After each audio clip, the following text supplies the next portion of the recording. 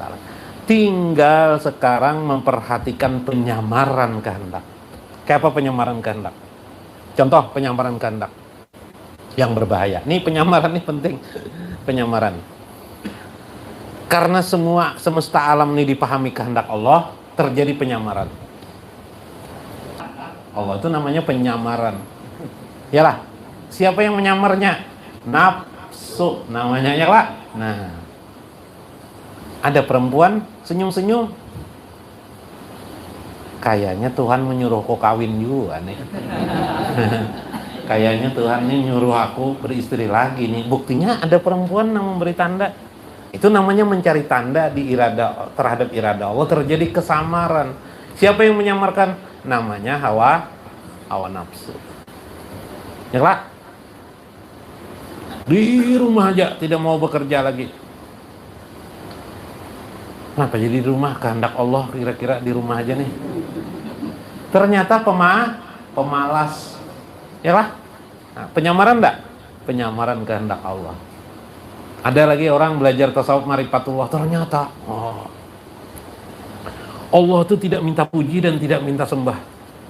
Jadi buat apa kita menyembah Allah Subhanahu wa taala? Jadi akhirnya parai sembahyang, tidak sholat lagi. Penyamaran apa? Pemalas. Bahasa Banjarnya pengoler. Ya kan? Samar enggak? Samar. Gara-gara belajar tasawuf. Entah gimana kah belajar tasawufnya. Ternyata diri yang sebenarnya diri ini adalah ruh. Sebenarnya ruh itu adalah ruh Muhammad. Sebenarnya ruh Muhammad itu adalah nur Muhammad. Sebenarnya nur Muhammad itu adalah tidak lain adalah sifat Allah Subhanahu wa ta'ala. Jadi sesungguhnya kita ini karena sifat Allah, maka tidak lain kehendak Allah juga. Lalu itulah kenapa saya tidak sembahyang lagi sekarang. Kesimpulannya apa, Guru? Pemalas. Ya kan? Ya kan? Nah, itu namanya penyamaran terhadap ilmu.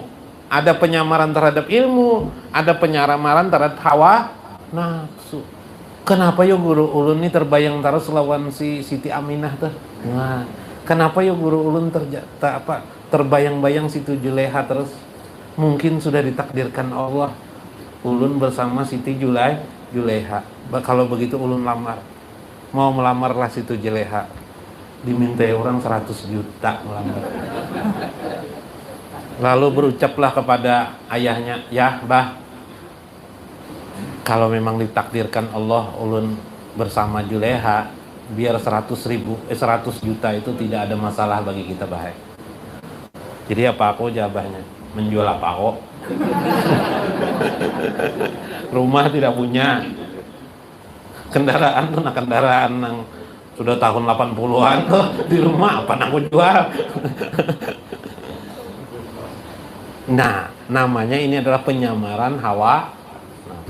Subhanallah, hati-hati dengan penyamaran memahami irada Allah Subhanahu wa taala.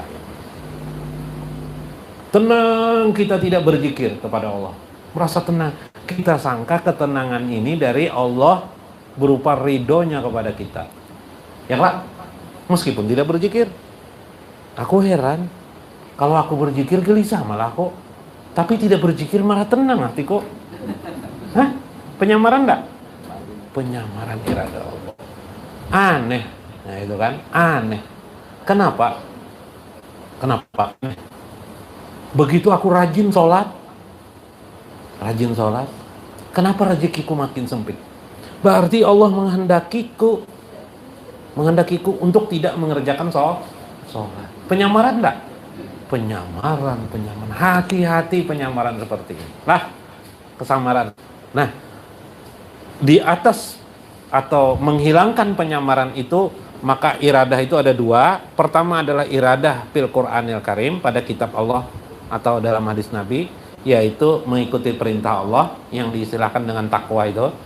Ya kan, takwa yaitu menjunjung tinggi awamirillah, menjunjung tinggi perintah-perintah Allah, wajtinabun nawahi, dan menjauhi larangan Allah. Itu yang tertulis, yang tekstual, yang jauhir. Yang kedua adalah iradah terhadap kesamaran-kesamaran ini dalam kehidupan kita. Harus kita perhatikan mana-mana kehendak Allah, mana-mana yang bukan kehendak Allah. Efek daripada itu kebiasaan adalah sakinun, tenanglah orang itu.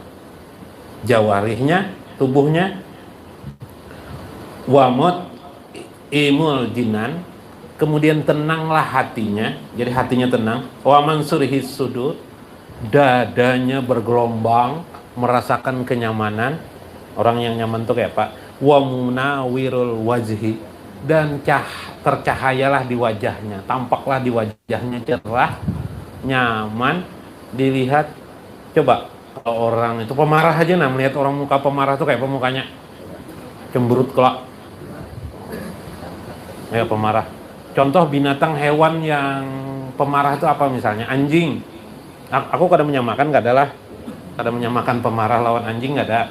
Cuma maksudku contoh hewan yang pemarah itu adalah anjing. Anjing tuh apa aja kleker kah di apa kah gonggong aja langsung gong sedikit gonggong, berjalan sedikit gonggong.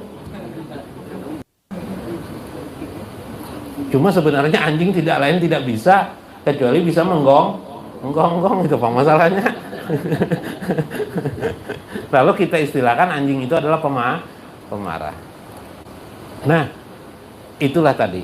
Maka keadaan itu bukan yang dimaksud oleh Syekh.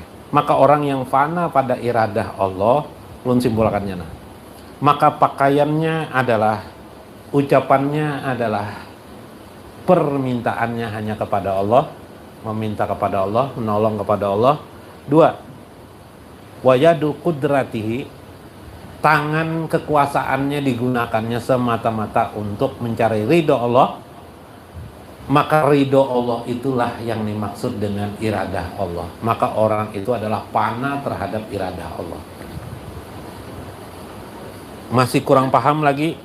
Iradah kehendak Allah itu ada di kehidupan kita. Jangan tergesa-gesa. Nah, salah satu trimnya supaya bersama Allah, iradah Allah kemarin, innallaha ma'as sabirin, adalah dengan cara sabar.